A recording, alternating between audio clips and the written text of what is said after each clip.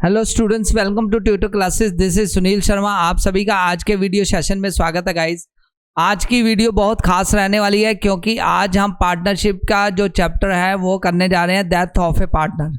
तो गाइस, अभी तक हमने एडमिशन के बारे में समझा, एडमिशन के क्वेश्चंस किए और उसके बाद हमने गुडविल को कैलकुलेट करना सीखा कि गुडविल को रीवैल्यूएशन कैसे करते हैं।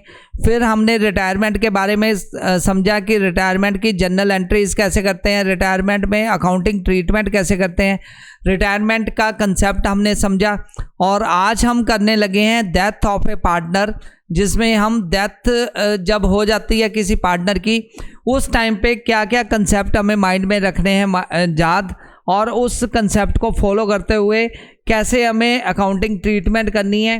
काफ़ी इम्पोर्टेंट है ये chapter exam point of view से, क्योंकि आपको जो क्वेश्चन आता है वो एडमिशन और रिटायरमेंट में कई बार चॉइस आ जाती है और कई बार लॉन्ग क्वेश्चन आ जाता है रिटायरमेंट और डेथ का। तो गाइस, इसमें काफ़ी इजी क्वेश्चन है क्योंकि जो पहले एडमिशन में कहा हमने क्वेश्चंस किए थे उसमें आपको बहुत सारे कंसेप्ट रीवैल्यूएशन में पूछे जाते हैं। यहाँ पर कौन कौन से टॉपिक पूछे जाएंगे, कौन कौन से क्वेश्चंस बनेंगे, या इस चैप्टर में हमें कौन कौन से टॉपिक पे फोकस करना है, ये सारी बातें मैं बताऊंगा आज की वीडियो में। Basically death of the partner है, इसको हम 2 पार्ट्स में करेंगे। फर्स्ट पार्ट में हम कैलकुलेट करेंगे profit of the deceased partner, और सेकंड जो चैप्टर है, सेकंड जो वीडियो आएगी उसमें हम कैलकुलेट करेंगे डेथ पार्टनर का अकाउंट, कैपिटल अकाउंट बनाना। तो गाइस, सबसे पहले हम समझते हैं डेथ ऑफ द पार्टनर क्या है, डेथ ऑफ द पार्टनर का मतलब क्या है और इसकी डेफिनेशन क्या है। अगर आपको पूछी जाए तो आपने कैसे इसको एक्सप्लेन करना है। तो सबसे पहले देखो जी, पार्टनरशिप फर्म चल रही है, मान लो A+B+C, 3 पार्टनर है किसी भी फर्म में, और वो उनका जो प्रॉफिट है इक्वली डिस्ट्रीब्यूट हो रहा है, 1/3 1/3 1/3, यानी उनकी प्रॉफिट शेयरिंग रेशो 1/3 1/3 1/3 है। तो अब क्या हो गया कि डेथ एक अनसर्टन है, ये कभी भी हो सकती है, किसी को पता नहीं है कब किस पार्टनर की डेथ हो जाए। तो मान लीजिए कि C पार्टनर की डेथ हो गई, during the accounting period C partner की डेथ होगी, तब क्या होगा, पार्टनरशिप चलती रहेगी A और B को लेके, और क्या होगा, C का जो एग्जीक्यूटर होगा, एग्जीक्यूटर मीन्स जो C ने नॉमिनेट किया होगा किसी भी पर्सन को, या कोई भी जो C का अकाउंट्स को मेंटेन करेगा आफ्टर डेथ, ये जब पार्टनरशिप डील होती है तब मेंशन किया जाता है। तो वो जो एग्जीक्यूटर होगा उसको जो C के जो सारे बेनिफिट्स थे वो सारे मिलेंगे पार्टनरशिप फर्म से। तो इस तरह के क्वेश्चंस आएंगे और अकाउंटिंग ट्रीटमेंट आएगी। तो आप सभी को पता चल गया कि डेथ का केस क्या है। तो यहाँ पे 2-3 बातें माइंड में आती है कि जब पार्टनर की डेथ हो जाती है तो उसको जो प्रॉफिट मिलता है और उसको मिलता क्या क्या पहले। सो यहाँ पे हम 2-3 बातें यहाँ पे मैं आपके साथ शेयर कर रहा हूँ कि व्हाट, ये पहले हम माइंड में रख लेते हैं, व्हाट ही विल गेट। ही मतलब उसका जो एग्जीक्यूटर है, जो डेथ हो गई है जिसकी, उसका एग्जीक्यूटर, ठीक है जी, या nominee, what he will get, ठीक है, आफ्टर डेथ उसका एग्जीक्यूटर को क्या क्या मिलेगा। तो गाइस, सबसे पहले जो चीज़ मिलेगी वो मिलेगी कैपिटल, जो उसने इन्वेस्ट किया बिजनेस में, कैपिटल। और जो करंट अकाउंट है, करंट अकाउंट अगर उसका होगा, कैपिटल अकाउंट तो होता ही होता है पार्टनर का, कई बार करंट अकाउंट भी हमने फर्स्ट चैप्टर में पढ़ा था। करंट अकाउंट में क्रेडिट बैलेंस जितना होगा वो मिलेगा, प्लस यहाँ पर हम जो क्वेश्चंस करेंगे उसमें गुडविल में शेयर ऑफ गुडविल, जो अगर एग्जिस्ट कर रही है गुडविल तो उसमें उसका शेयर मिलेगा। सेकेंडली, रीवैल्यूएशन अकाउंट, अगर revaluation of assets and liability होगी तो रीवैल्यूएशन अकाउंट का प्रॉफिट और लॉस मिलेगा, अगर प्रॉफिट है तो प्रॉफिट मिलेगा, लॉस है तो लॉस। और नेक्स्ट जो है अनडिस्ट्रीब्यूटेड अकमुलेटेड जो प्रॉफिट्स हैं वो, उसमें बेसिकली जनरल रिजर्व आएगा, जनरल रिजर्व में पार्टनर का शेयर मिल जाएगा उसको, ठीक है। और अगर प्रॉफिट है लॉस भी होगा अनडिस्ट्रीब्यूटेड तो वो उसको मिलेगा। तो यह गाइस, ये सारी बातें ध्यान रखनी है। इसके अलावा जो है उसको profit and loss suspense account एक क्रिएट किया जाएगा, जिससे फर्म जो है सारी उसको पेमेंट करेगी उसके कैपिटल अकाउंट में। तो ये सारे कैसे कैलकुलेट करेंगे, इन सभी के बारे में इस चैप्टर में हम गाइस जानने की कोशिश करेंगे। तो सबसे पहले मैं बात करता हूं कि इसमें जो क्वेश्चन किस तरह के आएंगे, ये रिटायरमेंट चैप्टर से कितना डिफरेंट है या एडमिशन से कितना डिफरेंट है। तो गाइस अगर हम रिटायरमेंट की बात करें, रिटायरमेंट चैप्टर में हमने पढ़ा था कि क्या सबसे पहले हमने जो सीखा था वो हमने सीखा था गेनिंग रेशो कैलकुलेट करनी। जब पार्टनर्स रिटायर होता है तो ओल्ड पार्टनर है उनको कुछ गेन होता है उसके जाने के बाद, तो गेनिंग रेशो हमने कैलकुलेट करनी सीखी थी। फिर हमने गुडविल को ट्रांसफ़र करना सीखा था, गुडविल को डिस्ट्रीब्यूट किया था, गुडविल की डिस्ट्रीब्यूशन वगैरह आती है। नेक्स्ट जो आती है, नेक्स्ट आता है रीवैल्यूएशन, जर्नलाइज हमने पहले सीखा था, जर्नलाइज करना एंट्रीज को। और फिर हमने जो क्वेश्चंस पर फोकस किया था वो किया था रीवैल्यूएशन अकाउंट क्रिएट करना, पार्टनर कैपिटल अकाउंट क्रिएट करना और बैलेंस शीट क्रिएट करनी। ठीक है, पार्टनर कैपिटल अकाउंट मैं शॉर्ट फॉर्म में लिख रहा हूँ यहाँ पे। नेक्स्ट जो हमने सीखा था वो लोन अकाउंट बनाना, लोन अकाउंट हमने पढ़ा था कि जब कोई रिटायरमेंट हो जाती है पार्टनर की तो फर्म उसको जो है इंस्टॉलमेंट पे पैसा पे बैक करती है। तो वो जो मनी है, जो मनी पे बैक कर रही है उसको एक लोन के रूप में फर्म के लिए लोन है, क्योंकि फर्म उसको EMI में इंस्टॉलमेंट में पे बैक कर रही है। तो वो लोन अकाउंट कैसे बनता है ये हमने सीखा था। अब अगर बात करें डेथ वाले चैप्टर की, तो डेथ वाले चैप्टर में CBSE के जो सिलेबस है उसके अकॉर्डिंगली आपको आ सकते हैं जो question. Gaining ratio almost same है जो हमने रिटायरमेंट में पढ़ा है। गुडविल की डिस्ट्रीब्यूशन भी ऑलमोस्ट सेम है और जर्नल एंट्री ऑलमोस्ट सेम है। रीवैल्यूएशन, पार्टनर प्रॉफिट, ये कैपिटल अकाउंट और बैलेंस शीट ये यहाँ पे नहीं आएगा। ठीक है, और लोन अकाउंट की जगह यहाँ पर आएगा प्रॉफिट शेयर, जो प्रॉफिट में शेयर है डिसीज पार्टनर का। डिसीज का मतलब होता है जिसकी डेथ हो गई है, डिसीज पार्टनर का प्रॉफिट में जो शेयर होता है वो यहाँ पे क्वेश्चंस आएंगे। और सेकेंडली गाइस यहाँ पे क्वेश्चन जो आएंगे वो क्वेश्चन आएंगे डिसीज पार्टनर का कैपिटल अकाउंट बनाना। डिसीज पार्टनर कैपिटल अकाउंट कैसे क्रिएट किया जाता है, वो इस तरह के क्वेश्चन। मतलब एक आएगा calculation of the profit in share disease partner का, और सेकेंडली डिसीज पार्टनर का कैपिटल अकाउंट मींस उसको क्या क्या मिल रहा है। यहाँ पे जो मैंने लिखा है कि क्या क्या उसको मिलेगा at the time of death होने के बाद उसके एग्जीक्यूटर को, इन सभी की जो ट्रीटमेंट है वो एक अकाउंट में आएगी जिसको हम बोलते हैं डिसीज पार्टनर कैपिटल अकाउंट। तो इसलिए ये फुल वीडियो जो है आपको 2 पार्ट्स में मिल जाएगी। तो गाइज उन 2 पार्ट्स को आप बड़े फोकस से पढ़ना, ध्यान से पढ़ना, क्योंकि ये चैप्टर थोड़ा इजी है और आपके अच्छे मार्क्स आ सकते हैं। तो आगे बढ़ते हैं पार्ट 1 पे। फर्स्ट पार्ट जो हमारा है वो है प्रॉफिट शेयरिंग रेशो निकालनी। तो गाइज जो फर्स्ट पार्ट पे हम फोकस कर रहे हैं, फर्स्ट पार्ट जो है हम यहाँ पर मैं आपको 2 चीज़ें बताऊँगा। एक तो मैं बताऊँगा यहाँ पे कैलकुलेशन कैसे करनी है। ठीक है, तो कैलकुलेशन जो आपने ध्यान में रखनी है, कैलकुलेशन, यस मैं यहाँ पे लिख देता हूँ, calculation of deceased partner share in profit. ठीक है, ये एक आपको यहाँ पे बताऊंगा। सेकेंडली एंड जर्नलाइज कैसे करना है उसको। जर्नलाइज मतलब जर्नलाइज बोल सकते हैं या अकाउंटिंग ट्रीटमेंट बोल सकते हैं। तो अकाउंटिंग ट्रीटमेंट कैसे होगी डिसीज पार्टनर के केस में, तो ये 2 टॉपिक आज की वीडियो में हम कवर करेंगे। तो सबसे पहले गाइस बात आती है कि डिसीज पार्टनर का शेयर कैसे निकलेगा। तो यहाँ पे देखो एक चीज़ पहले माइंड में हम रख लेना आप कि देखो जो डेथ है वो तो अनसर्टन है। देखो कभी भी हो सकती है अकाउंटिंग पीरियड में। और फॉर एग्जांपल जैसे हमारा अकाउंटिंग पीरियड जो होता है किसी फर्म का वो 1 अप्रैल को किसी साल से स्टार्ट होता है और जो नेक्स्ट जो 31 मार्च को एंड होता है अकाउंटिंग पीरियड। और ऑल प्रॉफिट जो होते हैं 31 मार्च को कैलकुलेट किए जाते हैं। मान लो 1 अप्रैल 2023 को अकाउंटिंग पीरियड स्टार्ट हुआ और जो 31 मार्च है 24 अकाउंटिंग पीरियड एंड होगा। तो इस एंड पे जो सारे प्रॉफिट्स वगैरह कैलकुलेट किए जाते हैं।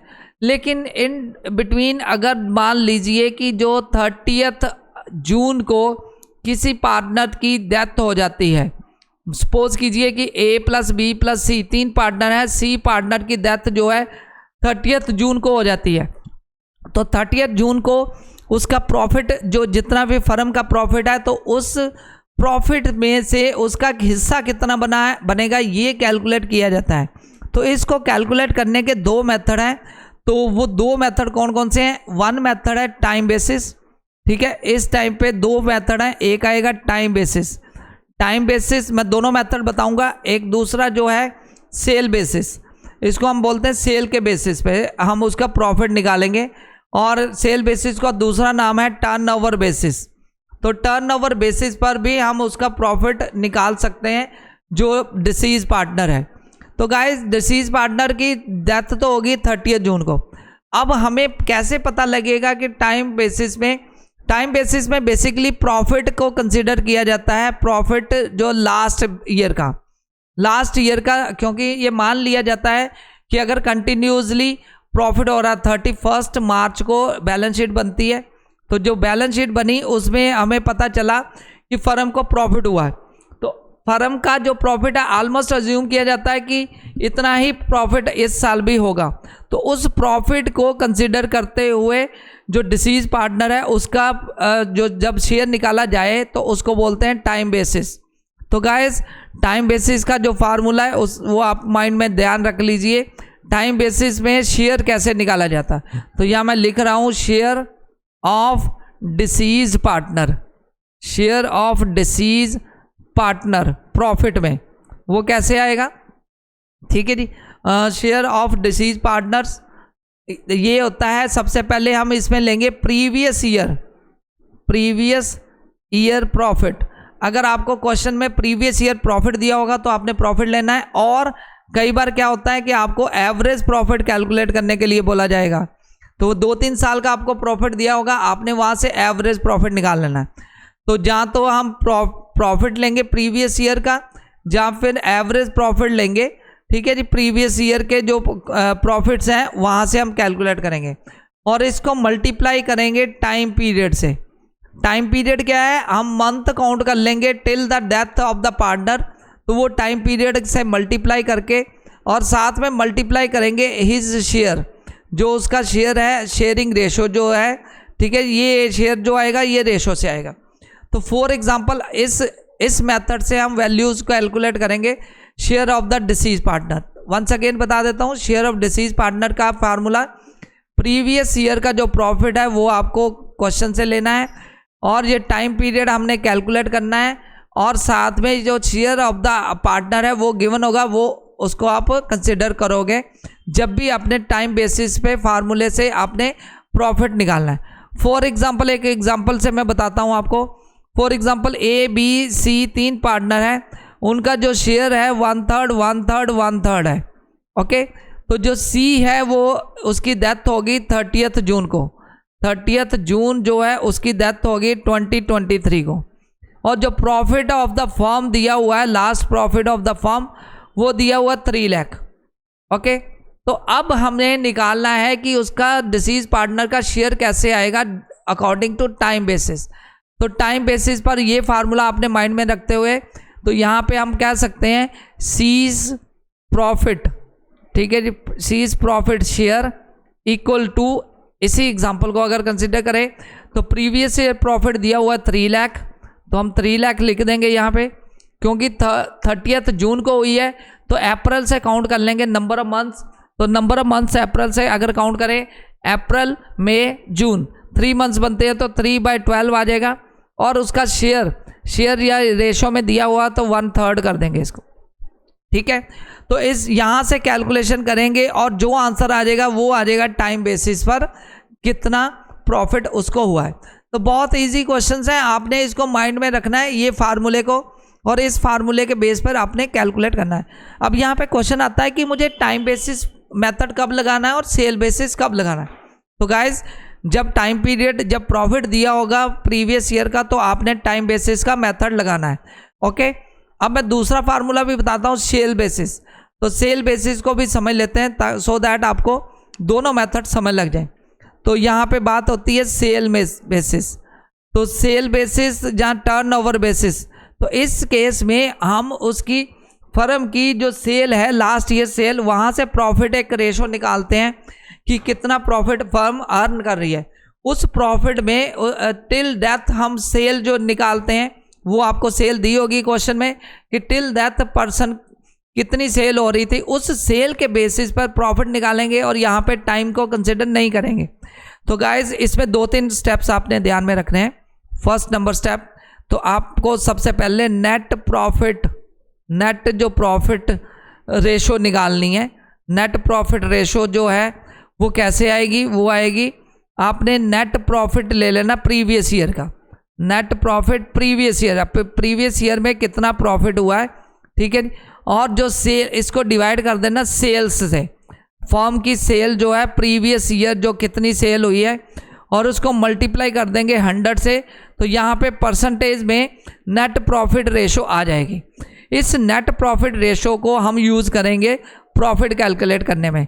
और सेकेंडली जो आपने क्वेश्चन से ढूंढ लेना है सेल्स ऑफ द फर्म, ये आपको क्वेश्चन में दी होगी, sales of the firm till death तक कितनी सेल्स दी हुई है, till death of the partner की डेथ तक ये क्वेश्चंस में आपको सेल दी होगी। फिर आपने निकालना है शेयर ऑफ डिसीज पार्टनर का शेयर जो प्रॉफिट में है, डिसीज पार्टनर, तो उसका फार्मूला क्या आ जाएगा, इस फार्मूले को देख लेते हैं। तो गाइस बहुत इजी वे से आपने इसको क्वेश्चन को करना है, तो आपने माइंड में ध्यान में रखना है कि कैसे हमने इस फार्मूले को यूज़ करना है। तो सेल बेसिस में ये फार्मूला बनेगा, तो यहाँ पे वो भी लिख देता हूँ। तो यहाँ पे आ जाएगी सेल टिल डेथ वाली sale multiply by net profit ratio जो आपने निकाली लास्ट स्टेप नंबर 1 से। यहाँ पे लिख देता हूँ प्रॉफिट रेशो, ठीक है। ये स्टेप नंबर 1 से है, ये स्टेप नंबर 2 में आप देख लेंगे। और मल्टीप्लाई बाय शेयर जो उसकी रेशो देगी, शेयरिंग रेशो जो दी होगी वो मल्टीप्लाई कर देंगे। तो इस मेथड से आप कैलकुलेट कर पाएंगे डिसीज पार्टनर का शेयर, ठीक है। तो ये 2 मेथड्स हैं, दोनों मेथड आप यूज़ कर सकते हैं। आपको जब क्वेश्चन में जो मेथड पूछा गया है उसके अकॉर्डिंगली आप क्वेश्चंस को सॉल्व करेंगे। तो गाइज आई होप कि ये दोनों मेथड आपको समझ लग गए होंगे। पहला मेथड मैंने बताया टाइम बेसिस पर कैसे हम निकालते प्रीवियस ईयर का प्रॉफिट। अगर प्रीवियस ईयर का प्रॉफिट नहीं दिया तो average profit multiply by time period और मल्टीप्लाई बाय शेयर जो रेशो में ले लेंगे। और सेकंड जो है, सेकंड टाइम सेल बेसिस में नेट प्रॉफिट रेशो निकालेंगे और वहाँ से सेल्स टिल डेथ हमको कंसिडर करेंगे। Sales multiply by net profit ratio और साथ में शेयरिंग रेशो जो हम मल्टीप्लाई कर देंगे तो डिसीज पार्टनर का जो शेयर है प्रॉफिट में वो निकल आएगा। तो ये 2 कंसेप्ट आपने याद रखने हैं डेथ वाले केस में, कैसे हम उसको कैलकुलेट करते हैं प्रॉफिट। तो गाइस नेक्स्ट जो इसमें माइंड में याद रखना है वो क्या है कि अब अकाउंटिंग ट्रीटमेंट कैसे आएगी। अकाउंटिंग ट्रीटमेंट, तो गाइस अकाउंटिंग ट्रीटमेंट के 2 कंसेप्ट यहाँ पे आएंगे। जो पहला कंसेप्ट है, मैं पहला कंसेप्ट लिख देता हूँ, ठीक है। 2 माइंड में 2 टाइप्स के हैं अकाउंटिंग ट्रीटमेंट, 2 टाइप्स की। फर्स्ट जो स्टेप है जब profit sharing ratio change not given, ठीक है जी, नॉट गिवन। जब प्रॉफिट शेयरिंग मतलब आपको क्वेश्चन जो मिलेगा उसमें आपको और पार्टनर जो है, मान लो जैसे ABC 3 पार्टनर है, उनका जो शेयर दिया 1/3 1/3 1/3 और कोई भी रेशो आपको ना दी हो, तब आपने अकाउंटिंग ट्रीटमेंट कैसे करनी है। सबसे पहले तो आपने प्रॉफिट निकाल लेना है, डिसीज पार्टनर का प्रॉफिट में शेयर। वो कैसे निकाला, वो अभी मैंने जो बताया 2 मेथड, टाइम बेसिस और सेल बेसिस। वो जो प्रॉफिट आएगा उसके लिए हम क्रिएट करेंगे profit and loss suspense account. तो जनरल एंट्री क्या आएगी, profit and loss suspense account हो जाएगा debit to deceased partner capital account, deceased partner capital account. तो ये गाइस एंट्री आ जाएगी यहाँ पर विद अमाउंट जो हमने कैलकुलेट की होगी लास्ट स्टेप में टाइम बेसिस या सेल बेसिस पे। ये वो वाला केस है जब profit sharing ratio change not given, मतलब आपको एक ही रेशो दी होगी तब आपने ये वाला कंसेप्ट यूज़ करना है। अब दूसरा जो कंसेप्ट है जब प्रॉफिट शेयरिंग रेशो, जब प्रॉफिट शेयरिंग रेशो चेंज दिखाई गई हो फॉर एग्जांपल जैसे आपको दिया गया हो ए बी सी 3 पार्टनर है, 1/3 उनकी रेशो है, ठीक है। सी की डेथ हो गई और आपको दिया होगा प्रॉफिट वगैरह फर्म का, और फिर आपको न्यू प्रॉफिट शेयरिंग रेशो दी होगी, न्यू शेयरिंग रेशो क्वेश्चन में गिवन होगी। जैसे ए और बी की दे दी 3/2, 3:2, तो आपको न्यू प्रॉफिट शेयरिंग रेशो दे दी जाए, तब आपने क्या करना है, स्टेप नंबर 1 आपने गेनिंग रेशो निकालनी है। क्वेश्चन में आपने गेनिंग रेशो कैलकुलेट करनी है, और जो डिसीज पार्टनर है उसको हम शेयर बांटेंगे। गेनिंग पार्टनर यहाँ पे एंट्री जो आएगी, gaining partner capital account debit हो जाएगा, ठीक है। Gaining partner capital account debit to deceased partner, ठीक है जी। जैसे हम गुडविल को डिस्ट्रीब्यूट करते थे रिटायरमेंट में, अगेन ऐसे ही gaining partner debit capital account debit to deceased partner capital account. और अगर कोई सैक्रिफाइसिंग पार्टनर भी होगा तो वो भी क्रेडिट हो जाएगा टू सैक्रिफाइसिंग पार्टनर, भी हम लिख देंगे यहाँ पर। तो गाइज ये जो मेथड है, आपने इस मेथड से आपने जनरलाइज एंट्री कर देनी है। जो ये केस कौन सा है, जब प्रॉफिट शेयरिंग रेशो चेंज हो जाए तो उस केस में। तो ये ओवरऑल आपको मैंने बताया। तो अगर हम इस आज की वीडियो सेशन का पूरा निचोड़ निकालें तो गाइज आई होप कि आपको समझ लग गया होगा। सबसे पहले हमने प्रॉफिट निकालना है, जब भी क्वेश्चन आए तो सबसे पहले आपने प्रॉफिट निकालना है। प्रॉफिट में शेयर निकालना है किसका, डिसीज पार्टनर का आपने प्रॉफिट में शेयर निकालना है। उसके लिए 2 मेथड मैंने बताया, टाइम बेसिस यूज कर सकते हैं अकॉर्डिंग टू क्वेश्चन, और सेल बेसिस, किसी भी मेथड से आप निकालेंगे। और फिर आपने उसकी अकाउंटिंग ट्रीटमेंट कर देनी है। अकाउंटिंग ट्रीटमेंट करने से पहले आपने देखना है कि प्रॉफिट शेयरिंग रेशो चेंज हुई है कि नहीं। अगर चेंज हुई है यस, तो फिर क्या आ जाएगी, गेनिंग पार्टनर सारे हो जाएंगे debit to deceased partner capital account.